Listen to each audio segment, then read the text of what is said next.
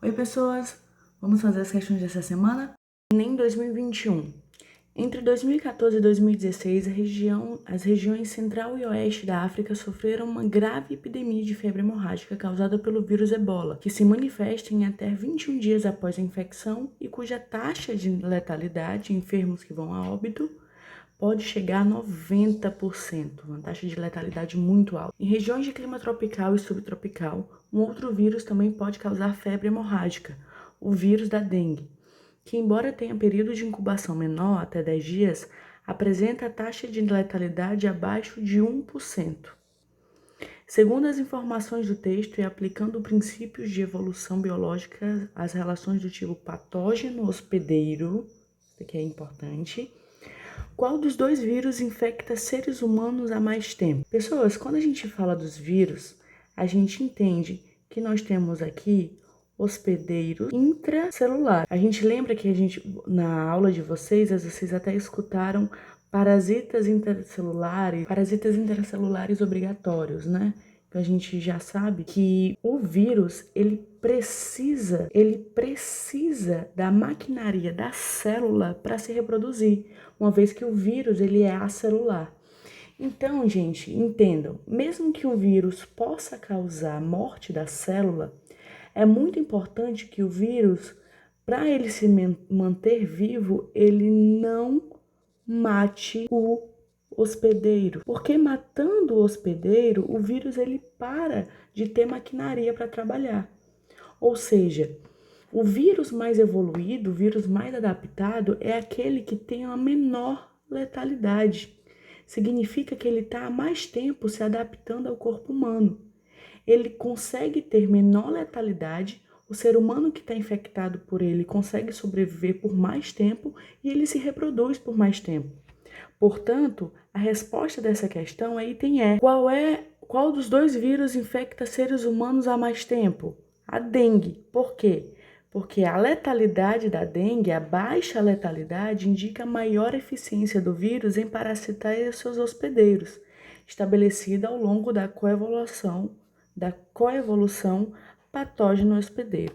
Item E para essa questão. Enem 2019. Na família Retrovirae, encontram-se diversos vírus que infectam aves e mamíferos, sendo caracterizada pela produção de DNA a partir de uma molécula de RNA. Vocês devem lembrar, pela aula da gente, que os retrovírus, eles são os vírus que conseguem, a partir do RNA, transformar o seu DNA, e esse DNA é que vai ser transcrito e depois traduzido para criar vários outros RNAs virais, certo? E eles fazem isso como? Eles fazem isso através de uma enzima chamada transcriptase reversa. Esse é o vírus, gente, o mesmo vírus do HIV, certo? O vírus da AIDS. Então é muito importante a gente lembrar aqui desse mecanismo aqui. Alguns retrovírus infectam exclusivamente humanos, não necessitando de outros hospedeiros, reservatórios ou vetores biológicos. As infecções ocasionadas por esses vírus vêm causando mortes e grandes prejuízos ao desenvolvimento social e econômico. Nesse contexto, pesquisadores têm produzido medicamentos que contribuem para o tratamento dessas doenças. Que avanços tecnológicos têm contribuído para o tratamento dessas infecções virais? Bom, se a gente olhar os itens, a gente vai ver que a resposta está no item E.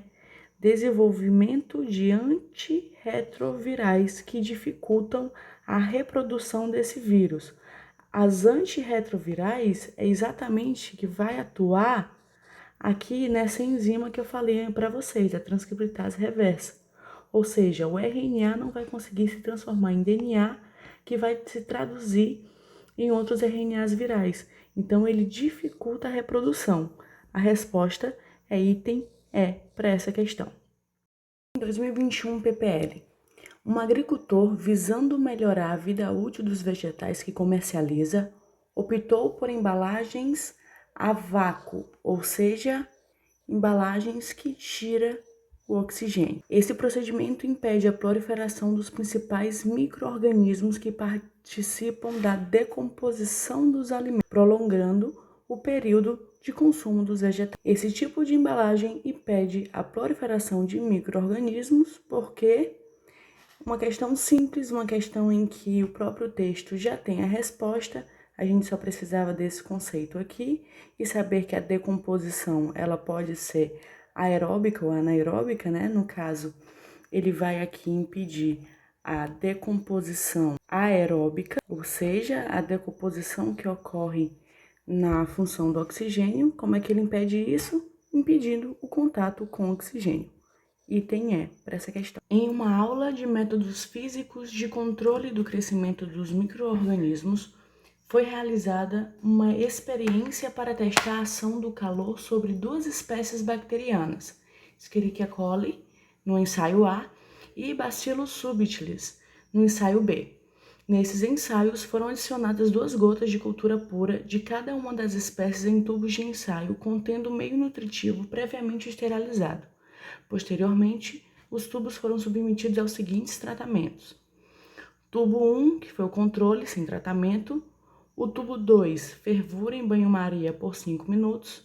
O tubo 3, banho-maria por 20 minutos. E tubo 4, autoclavação, processo de esterilização por calor úmido. Após 48 horas de incubação, foi realizada a leitura dos ensaios, obtendo-se os seguintes resultados de crescimento microbiano. Então, nós temos aqui uma tabelinha mostrando que no tubo 1 é o tubo que não aconteceu nada. Eles permaneceram crescendo.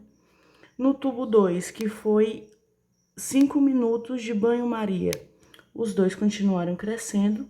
No tubo 3, foram 20 minutos de banho-maria.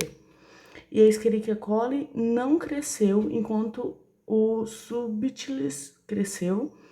E no tubo 4, com uma autoclavação, nenhuma das duas cresceu. A experiência para testar a ação do calor sobre as duas espécies bacterianas demonstrou que, item A, ambos micro-organismos são resistentes à autoclavação. Não, eles não são resistentes. Se eles pararam de crescer, é porque eles não são resistentes à autoclavação, que foi o tubo 4.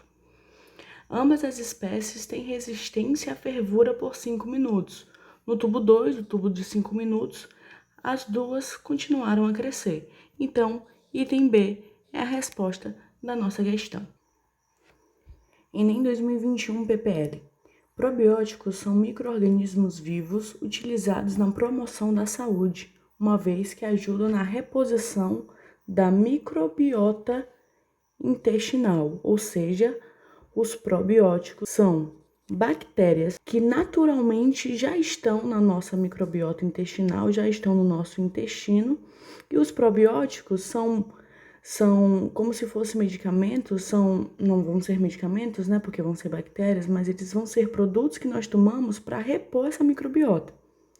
No entanto, recomendações médicas indicam que probióticos de origem bacteriana não devem ser consumidos ao mesmo tempo que antibiótico. Uma coisa meio lógica, né, gente, né, pessoas?